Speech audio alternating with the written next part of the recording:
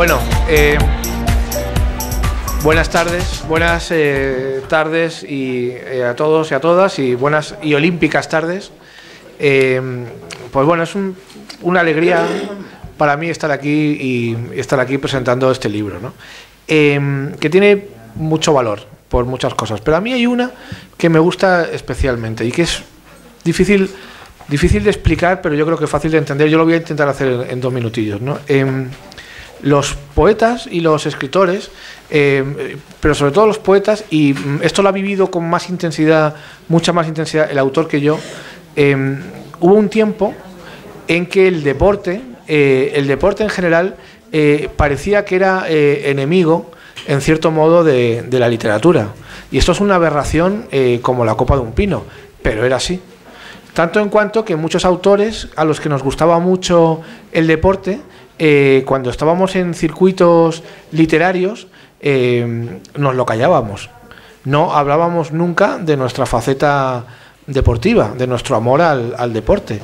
Y eso es algo que ha sido así durante décadas, y que ha cambiado por una serie de gente que se ha dedicado a escribir y a vivir también el deporte de la misma forma que la literatura. Y pionero de eso ha sido siempre José Luis Campos, que siempre ha sabido que el deporte, y luego es el sueño olímpico, valga como metáfora, lo ha llevado al extremo absoluto, y lo ha hecho literatura en muchas ocasiones.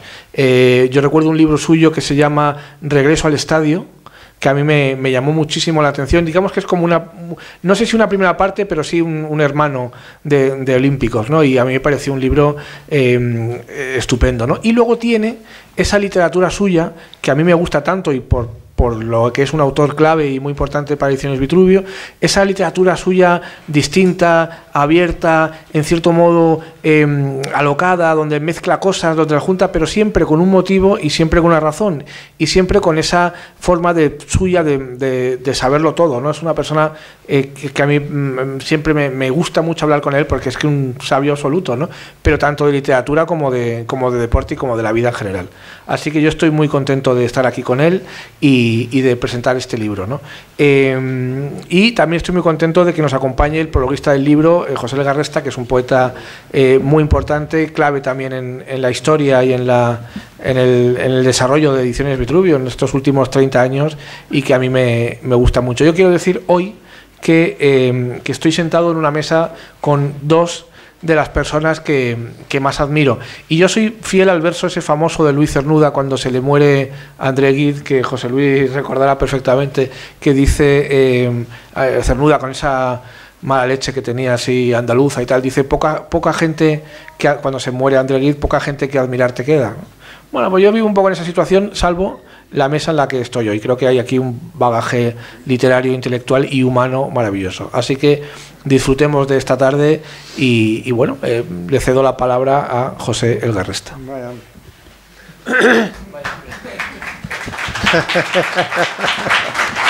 Eso que ha dicho es típico, genuino y perfecto del Garresta, y pasará a la historia. O sea, he dicho, que no lo voy a contar para que se enteren, he dicho: le paso la palabra a José L. Garresta, y dice: vaya hombre.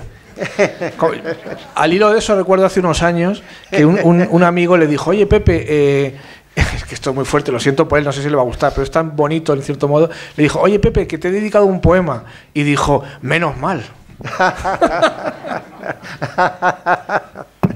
Bueno, pues entonces, ¿se me oye? Sí, ¿no?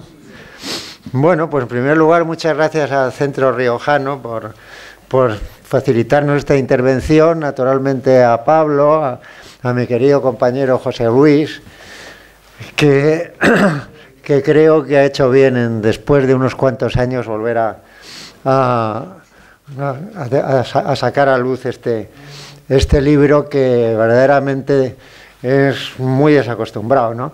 Porque en gran parte, por lo que dice Pablo, que generalmente en España estamos acostumbrados a que el deporte no tenga nada que ver con la intelectualidad, joder. Afortunadamente, gracias a este libro, José Luis demuestra que no es así. Espero que yo también.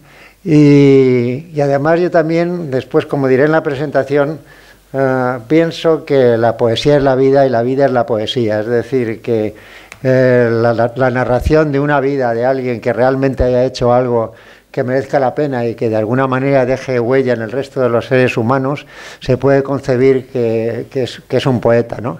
Porque en definitiva eso es la poesía, ¿no?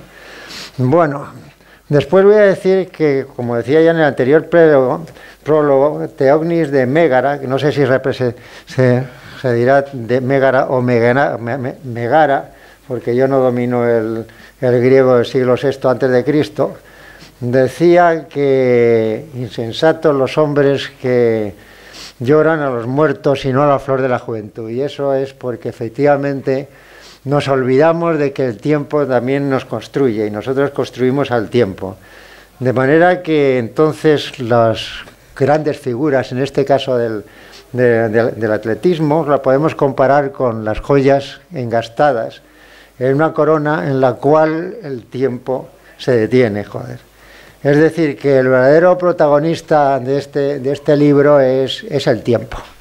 El intento de triunfo del hombre sobre el tiempo y en definitiva, como ponía aquí en el prólogo, una carrera contra el tiempo. Pero más que una carrera, yo diría que es una incorporación del tiempo a la existencia del ser humano, ¿no? Entonces lo que voy a leer es algunas vidas y en algunos casos algunos poemas de José Luis a cada uno de estos protagonistas, porque yo creo que solamente en su vida se puede comprender perfectamente lo que han hecho que los hombres de alguna manera hayamos evolucionado, hayamos conseguido dejar nuestra huella en esta incierta historia que es la existencia del ser humano. Voy a empezar por hablar del primer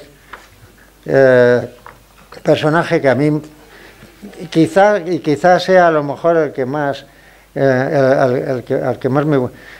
me gustaba, no en cuanto a sus resultados, pero sí en cuanto a su figura humana, que es Jim Thorpe.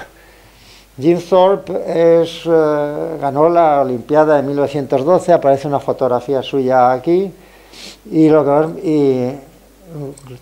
que yo creo que quizá resume más su vida es, él era indio, es la traducción de su nombre indio.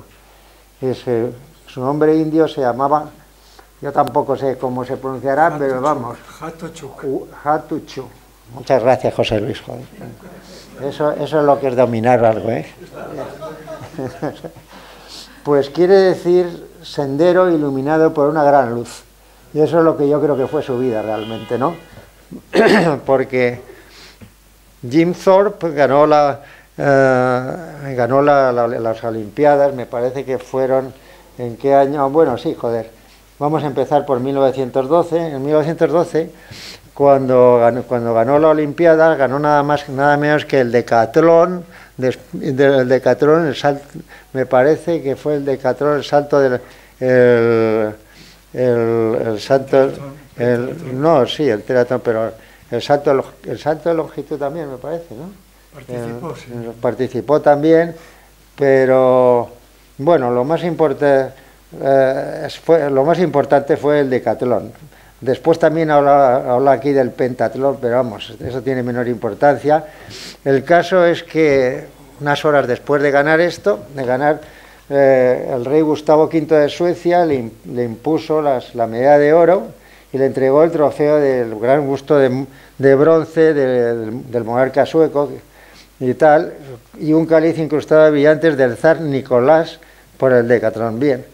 Yo creo que lo más importante, lo que también resume un poco su vida, es la frase que le dijo el monarca sueco cuando le estaba entregando las medallas, que le dijo: es usted el atleta más grande del mundo. Y Thorpe contestó simplemente: gracias. Yo creo que esa es la medida de la humildad, es la medida de la grandeza de una persona, joder. Por eso a mí realmente yo creo que es el personaje que más me gusta, ¿no? Después, como la vida en sociedad es así de injusta, resulta que entonces estaba de moda decir que en el atletismo había que ser amateur. y había un concepto muy estrecho de amateurismo, en el cual naturalmente no estaba él, como siempre suele ocurrir con las grandes figuras, joder, y le llevó a descalificarle, ya que tuvo que devolver las medallas y tal y cual, joder. Entonces, él, a pesar de todo, nunca se avergonzó, y después nos plantamos entonces ya en 1922, que el Comité Olímpico Internacional, gracias a Dios, anunció el registro de Thorpe como campeón única en 2 pruebas.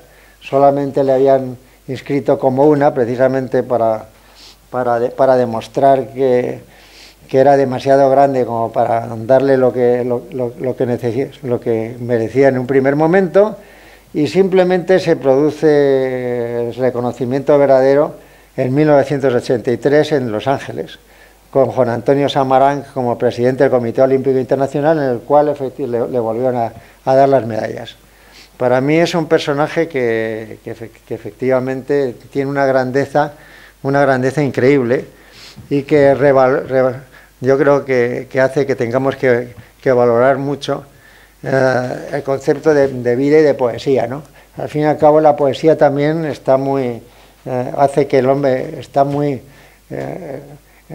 la poesía y otros elementos intelectuales, pero probablemente la poesía es el primer elemento intelectual que hizo al hombre evolucionar a partir de 300.000 años antes de Cristo, porque es en lo que nos diferenciamos de los animales, ¿no? Los animales evolucionan porque no tienen más remedio, ¿no?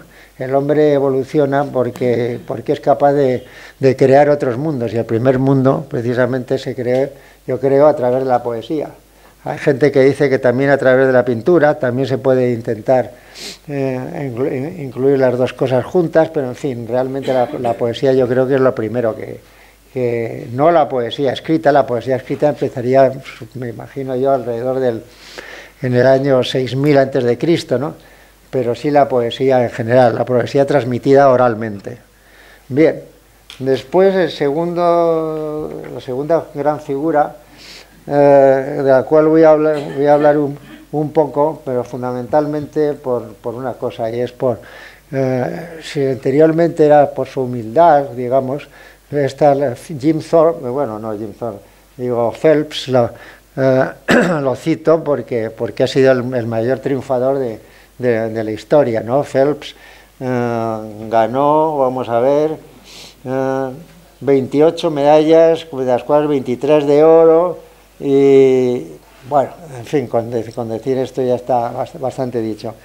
Pero lo importante de Phelps es que empezó en la Olimpiada de Londres, ganando la Olimpiada de Atenas en el 2004, Pekín 2008 y Londres en el 2012, ¿no? Pero lo importante de todo esto es que después pasó 45 días en una clínica de desintoxicación, alcoholizado con depresión e insomnio, ¿no? Y después llegó el gran retorno en la Olimpiada de Río de Janeiro en el 2016. Bueno, lo que realmente destaco en este hombre, más que en las 20 y tantas medallas de oro, es que a pesar de todo, cuando te dijo que continuó mi lucha contra la depresión diaria, y sé que siempre será así. Ahora que estamos en una época en la cual la soledad y la depresión son los grandes enemigos del género humano, joder, yo creo que una persona que ha conseguido todo este historial, pero luchando contra su depresión diaria, pues es alguien que tiene que estar muy cerca de nosotros, incluso cuando nos despertemos cada mañana, ¿no? Pepe, ¿Qué? la gente no sabe, yo creo que también te identificas con Phelps porque nadas todos los días. Bueno, sí, también. Es un nadador de fondo. Sí. Es un nadador de fondo, sí. De muchos largos. Pues sí, claro, y ahí sí. hay una identificación. Tu Sí, relación con el agua la entiendes muy bien. Sí, me imagino que sí, claro. Sí, por eso dice unas... Ahí hay unas sentencias sobre el agua. Sí, sentencias sobre el agua que dice su esto, que efectivamente yo siempre... yo creo que todos los nadadores la aplicamos. El entrenador de Phelps decía: escucha el sonido del agua, debe ser uno con el agua. Aquí los que pretenden ser más fuertes que ella van al fondo. El agua siempre gana.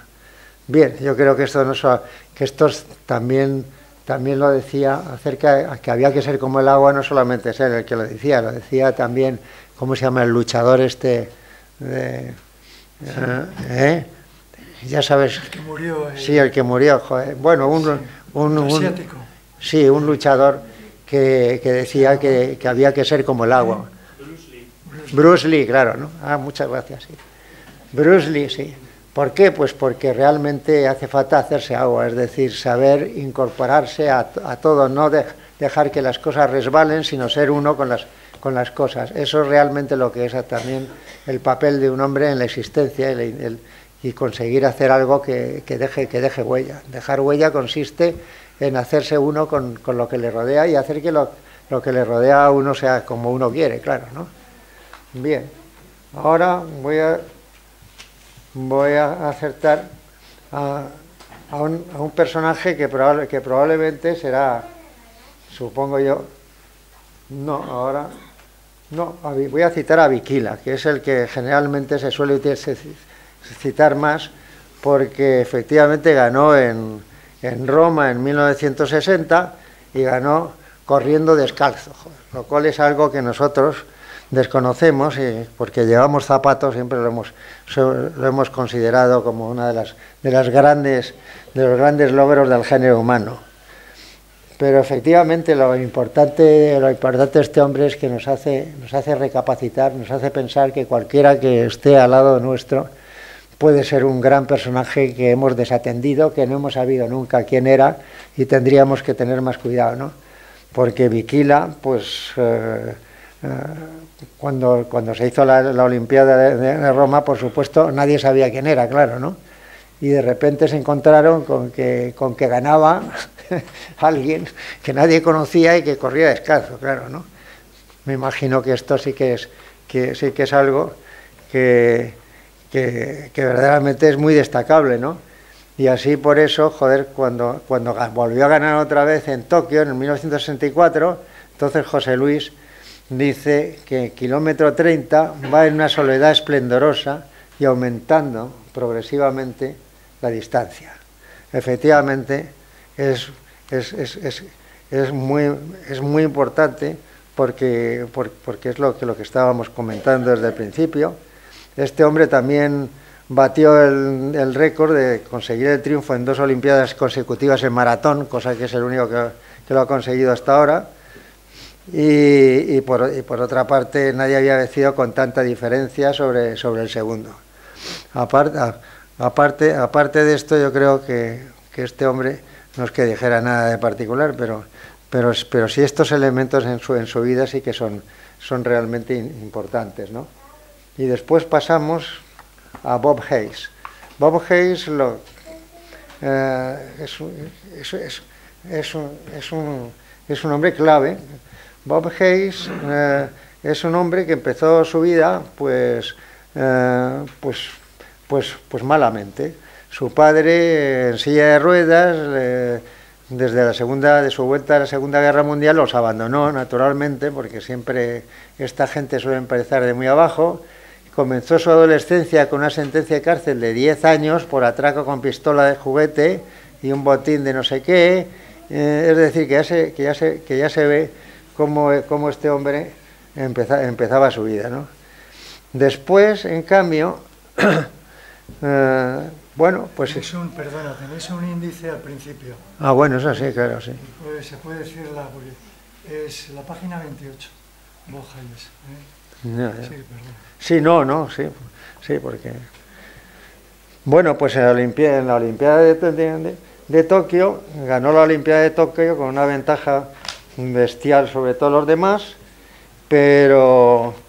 Y después de eso es el único atleta que al mismo tiempo ganó el fútbol americano, tiene el anillo de la Super Bowl y tal, pero después, pues como aquí pone, que su cuerpo quedó roto por las lesiones después de 9 años en el fútbol americano.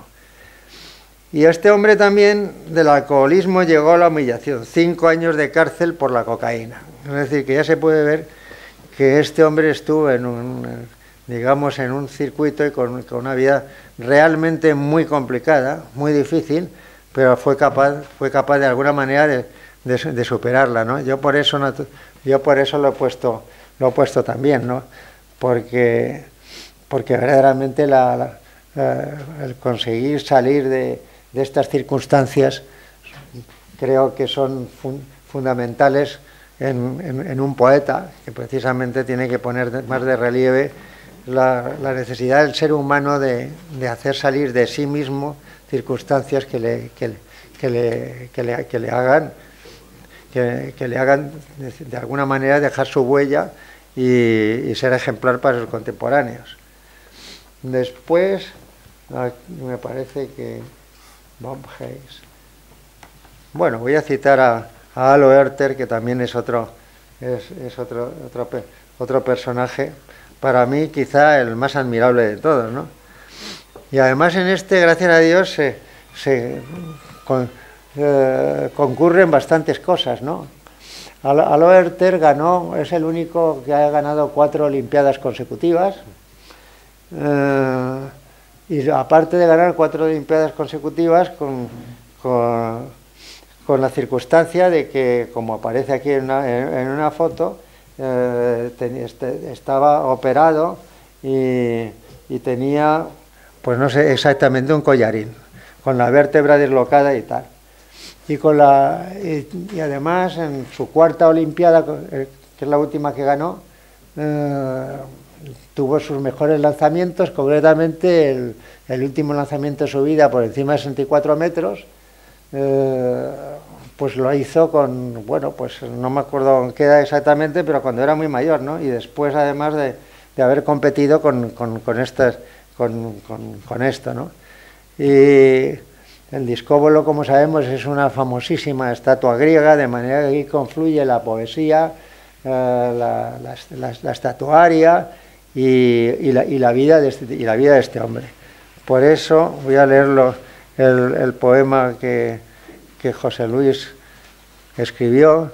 Dice: Alo Herter, inmovilizado el tórax por su cartílago desgarrado, con collarín, para su vértebra dislocada, arranca de espaldas con las piernas abiertas, más elevado en su 5º intento, gira mucho más rápido a contramundo en el estrecho círculo y termina, arqueado el cuerpo, con el impresionante latigazo final que arrastra su cuerpo en un último salto hasta caer sobre su pierna derecha al borde del círculo. Bien, yo creo que efectivamente este hombre dan ganas de compararle con los dioses griegos, claro.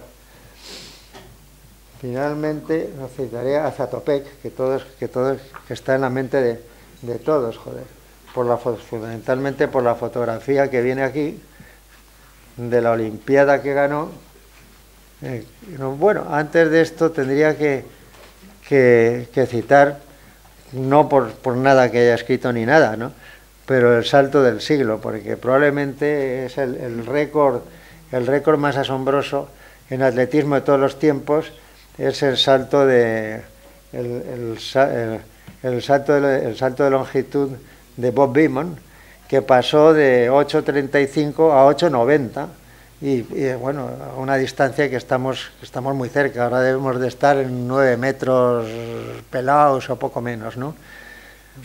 No hemos llegado a 9 metros. No hemos llegado todavía. Creo que habíamos llegado, pero en fin, bueno, por ahí vamos. Si no estará, pero sí se ha batido, o sea que estaremos en 8,95, estará 8,95. Bueno, ¿cuál? Esta 54. Esta es la 54, la de Bob Beamon, claro, ¿no? Y entonces, efectivamente, yo creo que también este es otro hombre que se podría citar, porque dice, decía: tengo miedo de la vida que se abre ante mí. Y muy justamente lo dijo porque tenía un origen huérfano, una adolescencia en un centro juvenil y luego en una escuela alternativa para delincuentes, tal, hasta que se graduó en sociología por la Universidad del Paso. Es decir, que este hombre también, que ha hecho, digamos, la proeza atlética mayor probablemente, sin que él mismo sepa tampoco por qué la hizo, porque realmente fue una especie de milagro, pero es para pensar que muchas veces hay circunstancias que aparecen en un momento determinado, no sabemos por qué. En la historia del hombre es caprichoso y bueno, pues pueden ocurrir estas cosas que se pueden calificar de milagrosas, ¿no? ¿Eso qué quiere decir? Pues que tendremos que estar también en general vigilando en nuestra vida para no desperdiciar lo maravilloso. Bueno, ahora voy a hablar un poco de Zatopek, que todos tenemos en mente. ¿Qué pasa? ¿Ya? ¿Qué dices?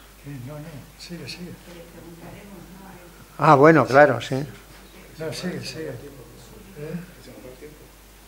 Si no va el tiempo. Bueno, pues solamente hablaré de Zatopek. Bien. Pues Zatopek ganó vamos a ver, en la Olimpiada del Helsinki, y nos ganó, vamos a ver, en 5.000, en 10.000 y maratón, creo que fue, y me parece que 5.000, 10.000 y maratón nada más. Bueno, es bastante, ¿no? Pero en fin. Entonces la carrera, bueno, tiene también algo muy interesante humanamente que ya citaré después, pero en fin, de momento vamos a hablar de la carrera de 5.000, que es la más conocida. La carrera de 5.000, como dice aquí José Luis, se decidió entre el alemán Schad, el francés Mimoun, este sí que fue muy conocido, el chico Zapotec, cual desde el inicio de su carrera corría con un estilo agónico, agarraba haciendo así con la cabeza, que es lo que realmente nos impresionó a la mayoría, joder. Y es el único en la historia que ha ganado 5.000, 10.000 y la maratón. Bueno, este hombre, aparte de eso, lo voy a citar porque una de las cosas que hizo fue entregarle las medallas al primero que he citado, que fue Jim Thorpe, me parece. No, a uno de los grandes australianos. Joder, los australianos tienen dos corredores de 1.500 que... A Ron Clark. A Ron Clark. Ron Clark no ganó ninguna olimpiada, pero batió 17 veces el récord del mundo. Y cuando se retiró, precisamente Zatopek le regaló algo en un sobre y tal, y cuando lo abrió se dio cuenta que eran las medallas las medallas que diciéndole que las guardase porque él las había merecido, ¿no? También es muy bonito tener el ejemplo de alguien que sea capaz de este reconocimiento, vaya, ¿no? Y acerca de Zapotopek, pues nada, que voy a leer parte del poema que le dije a José Luis. Dice: durante 11 vueltas corrieron por todas las épocas. Zatopek fue 4 veces despegado y remontado por su torcida estatua sufriente. Está hablando de la última, de las 5.000. En la elipse del estadio y la posguerra, la última curva. 14 minutos, 6 segundos, 6 décimas, nuevo récord olímpico. Bien, pues yo creo que con esto, visto que se nos echa el tiempo encima, le paso ya el testigo a José Luis, joder, y le podéis preguntar todo lo que queráis, claro. Bueno.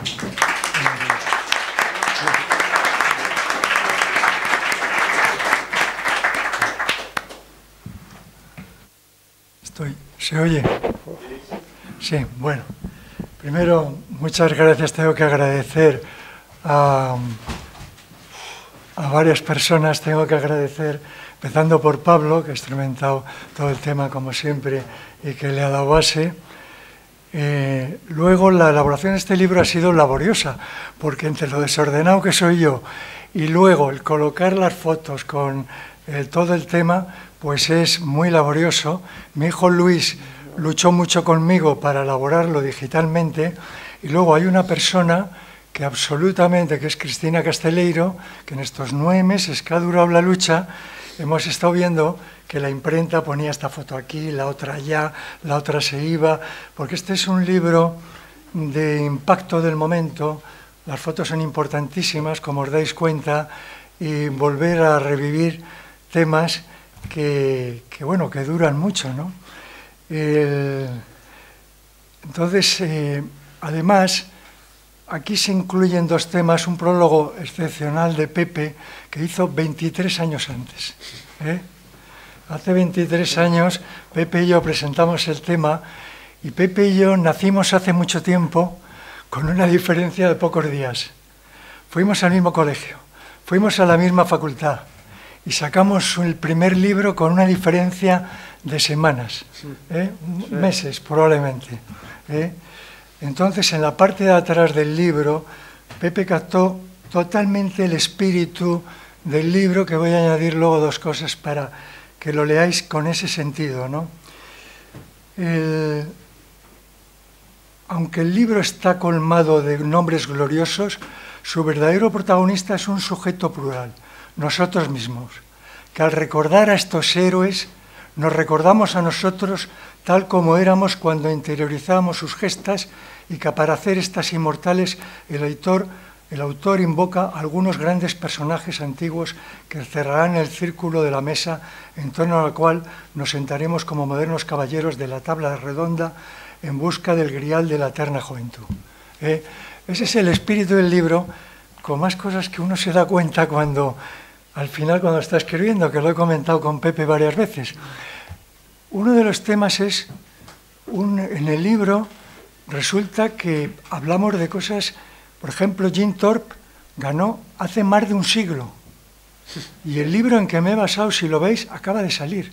O sea, hay un tío que se ha dedicado a escribir un libro así, en el 2022, de una persona que fue su momento culmen, que causó impresión en todo el mundo, porque era como si el buen salvaje, como salvaje, con unas facultades naturales brutales, pasara por encima de todo. Que era Jim Thorpe, un hombre, por otro lado, indefenso, como indígena que era, y se convirtió en el icono de toda la población india de Estados Unidos. Fue algo impresionante, pero el libro que le dedica fue hace más de un siglo. Pero es que Pepe y yo repasamos, y 60 años, 70 años, ¿qué quiere decir? Quiere decir, hay una frase de un director teatral, Peter Brook, que a mí me gusta mucho, que dice, a los temas emocionantes que recuerdas con fuerza, hay que acercarse para emocionarse, pero hay que coger distancia para maravillarse. ¿Cómo se interpreta eso? Pues es muy sencillo. El tema es que cuando nos afecta, y luego hacemos una contemplación a lo largo del tiempo, ya con un marco muchísimo más amplio de lo que eso significa en la línea de lo que estaba Pepe. El segundo tema que veis que se repite a lo largo del libro es, hay un francés que tiene un librito de 15 páginas, que se tradujo, es un cuentista, ha hecho 3 cositas, yo creo que no reúne 50 páginas, es famosísimo. Ese libro de 15 páginas tiene 2 ideas. Una, qué duro es para un hombre hacer de país. Entonces, lo meditas, y aquí está esto totalmente. Se refiere también a la guerra. Qué duro es para un hombre hacer de país. Aquí os voy a resumir muy brevemente algunos casos que han sido la gloria de su país en pleno racismo, como es el caso de, yo a mi padre le oí 3 nombres por primera vez cuando yo era pequeño. Un nombre era Zatopek, otro nombre era Jesse Owens y el otro nombre era Joe Louis. Joe Louis y Jesse Owens tuvieron, lo de Zatopek ya es increíble, el drama es increíble, pero Zatopek y Jesse Owens y Joe Louis, que casi nacieron con días de diferencia y murieron, fue un esplendor impresionante. Con el racismo tremendo destrozaron a Owens, y Joe Louis tenía muchísimos problemas, como os podéis imaginar, y fueron muy amigos, le ayudó Joe Louis a esto, y hicieron de país en uno de los momentos de historia de los Estados Unidos, que fue la Olimpiada de Berlín, que a Hitler no le encantó nada, pero Hitler no es que no quisiera saludar a Owens, eso es un camelo, al revés. Oh, yeah. Lo cuenta en la biografía Owens, le miró Hitler, que le debió admirar como esto, las cosas como son, porque le saludó y Owens le contestó. Y dijeron, ¿pero cómo has puesto eso? Porque fue lo que ocurrió. Pero sí que la Olimpiada de Berlín Jesse Owens se convirtió en un símbolo de su país contra todo el tema de la raza aria y de la amenaza ya que suponía. Y yo, Luis, por el mismo año casi, se enfrenta a Max Schmeling, el ídolo de Alemania. Se juntaron 120.000 personas, pero siguieron el combate por radio más de 25 millones de personas. Porque se había convertido, yo, Luis, el que estaba con el racismo, se había convertido en el campeón americano que tenía que vencer al alemán. Además, Max Schmeling, que no era partidario de Hitler, pero todos los del Reich se le llamaban para sacarse fotos con él. Este es un poco el sentido de hacer de país. Luego Jacques Bachet, en ese librito de 15 días, que también está en uno de los poemas, tenía una frase que a mí me hace mucha gracia, que se hizo muy famosa. Es una frase surrealista, ¿eh? El despertador tiene mucho humor. Yo creo que el despertador lo asociamos con muy poco humor, porque nos cabrea mucho cuando suena. Pero aquí hay un episodio de un hombre que representó a su país, solo un hombre representó a un país, y era un sprinter y no pudo correr porque le falló el despertador. Y está puesto aquí. Bueno, efectivamente... Tendría que citar lo de Max Schmeling, después fue el mejor amigo de George Bush. Fue el mejor amigo, efectivamente. Y le sí, ayudó muchísimo.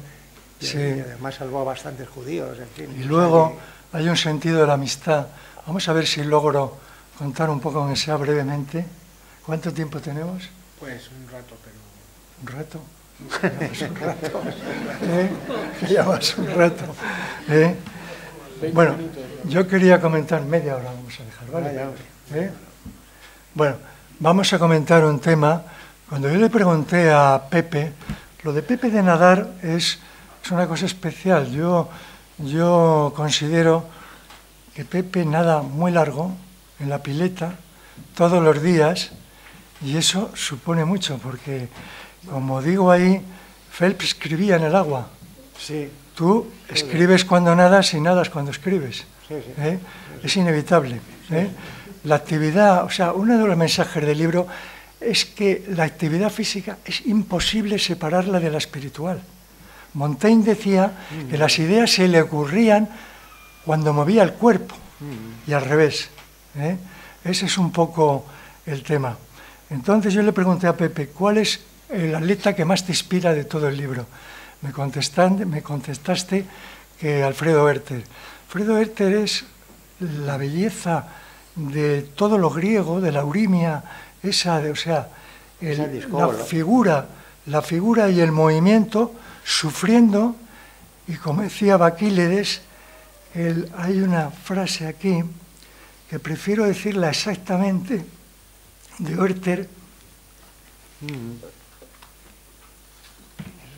De Werther, que es: en cada acto de los hombres, el momento oportuno es el más hermoso. Este hombre, en 12 años, los instantes que le daban el momento, batió su récord contra todo el sufrimiento y contra todo, con una belleza impresionante. Bueno, pues aquí quiero pasar a un tema para mí muy personal y muy íntimo, que yo todos los días contemplo esa belleza.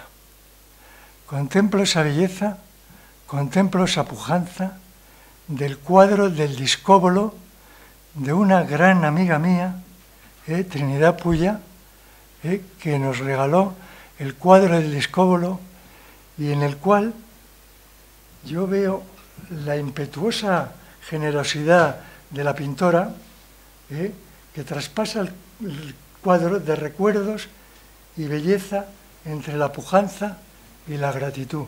El cuadro lo tenéis en la página 43. Es un cuadro extraordinario en que toda la belleza de lo que he hablado se junta, más la belleza de una gran amiga, que hace un gran cuadro bellísimo en que recoge toda esta idea. Esto quería ponerlo. Bueno, di que tú también lanzabas peso, joder. Di que tú también lanzabas peso. Sí, jabalina, y bueno, estuve 8 años practicando. 8 años practicando y otros 15 corriendo y saltando. Bueno,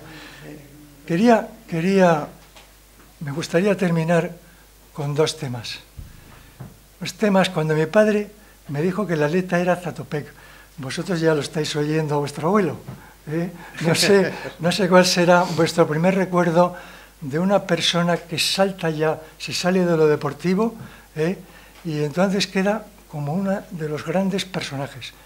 Zatopek, que batió todos los récords, es considerado el mejor corredor de la historia. Era el hombre más famoso en el mundo.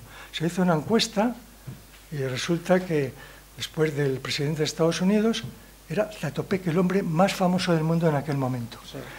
Y el drama de este hombre es no se puede pedir más. No se puede pedir más.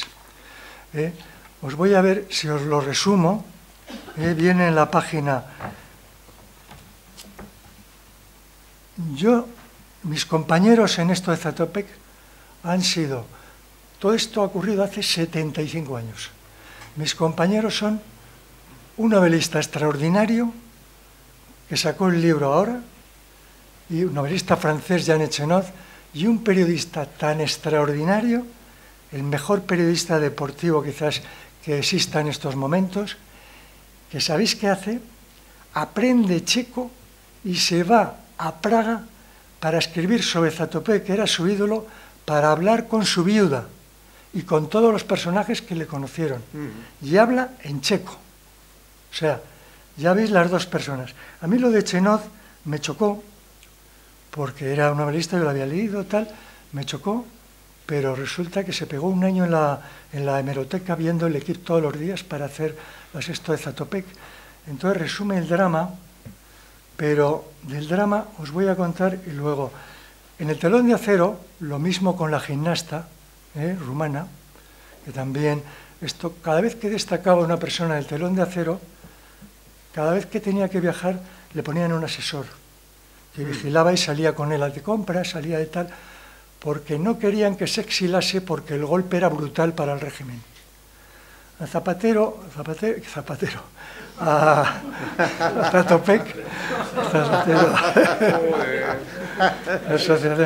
bueno, a Zatopek le pusieron, en el año 48 ganó ya la Olimpiada. En el año 49 tenía un acompañante, asesor que le cuidaba. O sea, la vida de Zatopek va así.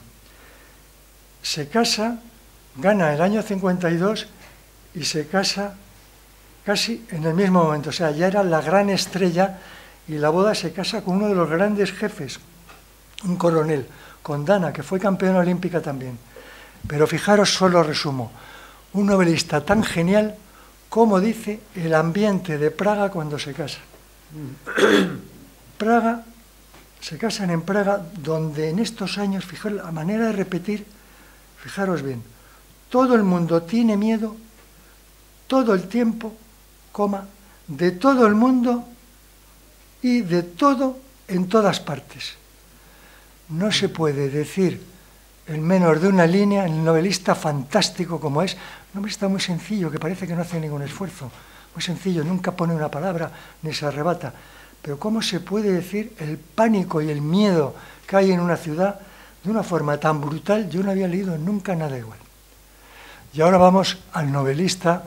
¿Cómo era Zatopek? Zatopek decía frases, ahora vamos al periodista. Zatopek tenía frases como, grande es la victoria, pero más grande es la amistad.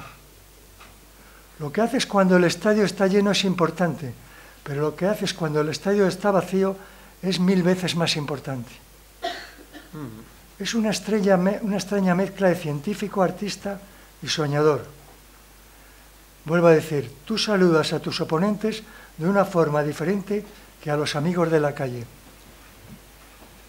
Entonces, resulta que en el año 68 entran los rusos, él se moja, era el personaje más importante de todo, firma contra los rusos, firma tal, los rusos ganan en pocas semanas, como sabéis, aplastan esto y empieza la presión contra Zatopek, que era el ídolo nacional. Entonces empieza la presión, primero, como hacen como podéis ver en todo, con Valdestán el poeta, con el otro, empieza muy lento. Le quitan de un puestecito, en otro le rechazan pasa un año, pasan 2, y aquí empezaron muy lento. Le quitaron de tema, le degradaron, empezaron lento, al año siguiente, no lo hicieron rápido, no, como hacen ellos. Al año siguiente le ponen de basurero. ¿Qué ocurre? Que el basurero es tan famoso que dicen, joder, esto es un homenaje en contra nuestro. ¡Hala! A lo rural, a acabar esto, la gente se reía de él, empezó a agotarse, empezó a beber, empezó a tal, y él había firmado un manifiesto, además de esto, porque había acusado a 6 amigos suyos de incitar al suicidio, fijaros cómo se manejaban, de incitar al suicidio a otro amigo que se había suicidado porque le habían quitado el empleo, todo, el pasaporte, absolutamente todo, lo habían dejado en la calle. Entonces, a los 6 amigos que denunciaron el tema, les dijeron que eran los culpables del suicidio. Zatopek firmó. Zatopek lo destrozaron toda su vida, estaba agotado, no podía más, estaba alcohólico, y entonces la acusación que le hicieron a Zatopek eran de 20 años de cárcel y se rompió. En un acto firmó que retiraba la acusación contra esta persona, que es la que realmente había incitado al suicidio. Firma, al día siguiente los periódicos sacan 2 hojas enteras de cómo había firmado, y lo que ocurre es lo que ocurre en estas cosas, que inmediatamente cuando va por la calle, para unos es un traidor, para los que esto, y para el otro es un tío que fue traidor al régimen y que encima ahora se ha vuelto. Y para los que le apoyaron tal, un traidor. Este es el final de Zatopek, que murió de un ataque al corazón. Lo destrozaron. Entonces, yo cuando escribía, digo, ¿y cómo enfoco esto? Porque esto es horroroso. ¿Cómo enfoco esto? Entonces, yo lo que escribí frente a esto, muere con 78 años en septiembre del 2000. Cuanto más le recuerdo, más me emocionan sus hazañas en la estela luminosa de su atlético corazón y calor humano que hizo brillar las vidas de tantos que se cruzaron en su camino, cada vez más frente a la lenta y colosal destrucción que se abatió sobre él. O sea, fue toda la maquinaria comunista del país la que se abatió. Entonces, yo no sé qué tiempo nos queda, a ver. Sí, todavía nos queda. O sea... Media hora, 45 minutos. Esto... No, voy a ir acabando. Esto es hacer de país. Este es el culmen de que al deportista, cuando alcanza la máxima gloria, y lo mismo al literato, porque los mismos casos le ocurrieron a Boris Pasternak, fue el único que Stalin le respetó. Pero en cuanto murió, cogió a la amante de él, que le había inspirado todos los poemas, y la metió en la cárcel de por vida. Sí, a la amante de él. O sea, terrible. Esperan lo que sea y van poco a poco, ¿no? Ese es el tema. Entonces, voy a contar un tema de amistad que a mí me impresionó mucho. Un tema de amistad que el hacer de país llevó al tema por el lado del homenaje. El tema se llama Una carrera para recordar. Entonces esto lo tenéis en la página, vamos a ver, en la página, bueno, voy a mirar el índice, ya se acabó antes.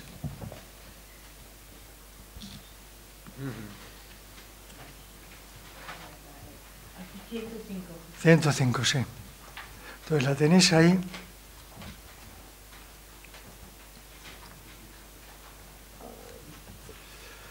Entonces, una carrera para recordar, una carrera de México. En México se cuenta en el libro Los contrastes brutales. Un país se ve obligado, después de que asesinan a 240 mexicanos en la plaza 10 días antes de esto. Entonces el gobierno mexicano se encontró, ¿qué hago? Fue contra los estudiantes, en la plaza de las 3 civilizaciones, que hay que estar allí, que yo estuve, sí, de las 3 culturas, estuve allí para verlo, unas culturas muy agresivas unas con otras, O sea, me llevé una decepción tremenda. Visité la plaza porque quería verla por ver. Entonces ahí se corre uno de los 200 metros lisos, que empiezan en curva y terminan en recta, más bellos de la historia. Bellos porque se batieron los récords mundiales, se batió récord mundial, se batieron récords, el récord que duró 56 años de Australia, y sucedió algo, ¿no? La carrera fue preciosa, y había dos negros americanos y en medio se coló un blanquito, como le llamaba su amigo, un blanquito. Se coló un blanquito y ganó la medalla de plata. Ese récord se acaba de batir en Australia 57 años después. Pero hay un gesto, como digo yo, que tapó la carrera. Con esto termino. Este poema es el final de quedaros con lo que hemos hablado, ¿no? De la amistad, lo que ha dicho Pepe y el hacer de país. Aquí se junta la amistad con hacer de país de una manera increíble. Entonces, hay una frase que dice: Peter se convirtió en mi hermano desde ese momento. ¿Por qué? ¿Qué ocurre en el momento que han triunfado? Había un movimiento que no era el Black Power, un movimiento en Estados Unidos que se explica aquí, llevado por un sociólogo que tenía categoría, Harry Edwards, que apoyaba un boicot a los Juegos porque los negros ganaban las medallas y en cambio cuando volvían no tenían nada. Entonces tenían preparado en el podio en un acto, que recordaréis todos, pero resulta que habían perdido los esto y Peter Norman, el australiano, les dijo: bueno, pues podéis usar los guantes en vez de lo que pensabais usar, que había esto. Y entonces él dijo: yo podría llevar algo. Y entonces el equipo remero de Estados Unidos, que les apoyaba, porque les apoyó del equipo olímpico gente, el equipo que estaban los de Harvard, le metió a esto de los derechos de las razas. Y entonces salieron, hay una foto que salen los tres por la puerta hacia el podio, en un tema que va a cambiar sus vidas, totalmente. Entonces, hacen el himno olímpico y sacan. El presidente del Comité Olímpico, que era de Armas Tomar, se los cepilla inmediatamente y dice que los expulsa. Ellos dan una conferencia de prensa y explican que lo único que han querido es expresar su protesta, pero que no lo han hecho de manera violenta. Les apoyan muchísima gente, cosa que esto, pero tienen que volver a Estados Unidos. Entonces, la historia ya muy breve, la historia muy breve es que llegan a Estados Unidos, el boicot es terrible porque se han hecho tristemente famosos, hay gente que les apoya, pero la gente que va contra ellos no encuentran tal, se suicida la mujer de uno de ellos, el tema es terrible, no, les boicotean por todos los lados, pero Estados Unidos es un estado, y yo creo que lo va a seguir siendo, un estado en que siempre hay unas minorías muy grandes que apoyan a la gente de grandes causas. Y empezaron a apoyarles y encontraron empleo como entrenadores de atletismo. Encontraron Peter Norman. Peter Norman vuelve a Australia, se encontró con la gente un poco, gente que esto, no le llevan a la Olimpiada, siguiente Olimpiada, no estaban muy a favor de él, pero no había cumplido las marcas.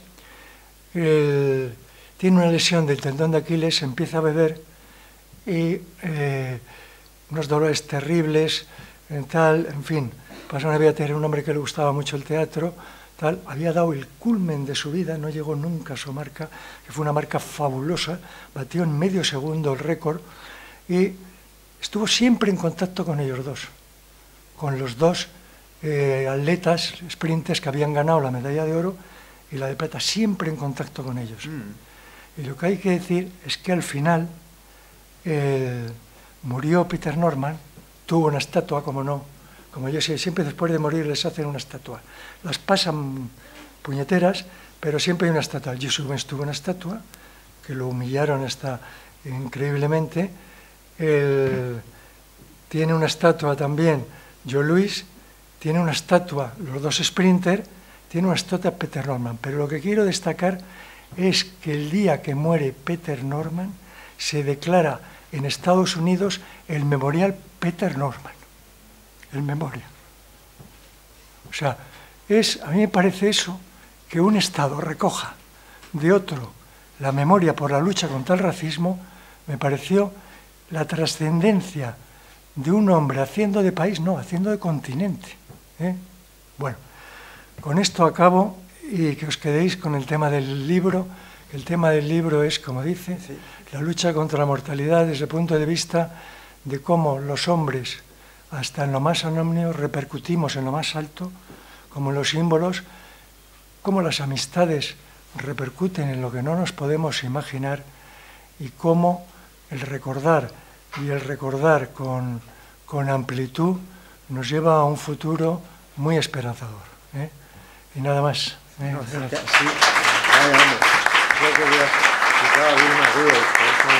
Ya estábamos, ya me tenía marcado, me tenías marcado. Bueno. Sabe más de poesía, ¿eh? O sea que yo lo reivindico. Sabe más de poesía y de literatura. Bueno, lo que pasa es que le gusta más hablar de esto. No, pero Pablo, siento la poesía y siento esto con poesía. Ya, pero aún así yo tengo la opinión de que de literatura y de poesía sabe más que de Olimpiadas. Lo que pasa es que no sé por qué extraña razón prefiere hablar de Olimpiadas. Y bueno, y luego hoy no ha hablado de boxeo. Que podría escribir otro igual que este, otro igual, pero bueno, pues se me han olvidado 2 cosas para vosotros. Aquí hablo de 2 caballos, luego os diré cuáles son. Un caballo que fue declarado el mejor atleta de los Estados Unidos, se llamaba Secretario, que la película la podemos ver juntos, es lo más emocionante la historia de este caballo, que es una historia que se aplica a lo humano. Hay una italiana muy guapa que ha publicado un libro, helenista, que ha publicado un libro diciendo, porque a mí lo que más pena me dio de Secretario es que después de ganar todo, tiene el récord actual. 80 años después no hay ningún caballo que haya corrido en los tiempos cronometrados. Lo que más al principio me entristecía de Secretario es que tuvo 1 año de esplendor y 9 años de cuidado apartado de todo. Y luego me di cuenta, como dice la italiana esta, pero ¿cómo que los griegos, el esplendor del momento y tal? Sí, hay esplendor en el momento, pero la vida, estoy convencido que han tenido momentos maravillosos hasta que murieron y penas. Pero muchas veces unos pesan más que otros, otros al revés. Pero son más abundantes los momentos cotidianos buenos que las penas, que se nos quedan más. Aquí hay 3 caballos. Otro caballo es el caballo del japonés, que le tenía un cariño tremendo y lo compró sin conocerlo. Y ganó en la Olimpiada de Los Ángeles. Y el tercer caballo es el caballo contra el que corrió Jesse Owens. Le sometieron a la humillación de correr contra un caballo. ¿Quién ganó? No lo sé, no me acuerdo. No me acuerdo. Pero cobró una cantidad enorme, pero fue una humillación enorme ver correr al gran Jesse Owens. ¿Qué? Eso, muy bien. La gente joven siempre es la más inteligente en estas cosas. Bueno, pues nada, gracias a todos. Bueno. Vale. Bueno, yo quiero decir una cosa última, y es que anunciar que estos 2 chicos están en ebullición literaria, y Pepe tiene un libro de cuentos muy bueno para enero, y José Luis un libro de poesía para dentro de unos meses, en el que me ocuparé yo de que en la presentación lo que haga es leer poesía. Así que nada, muchas gracias a todos, de verdad.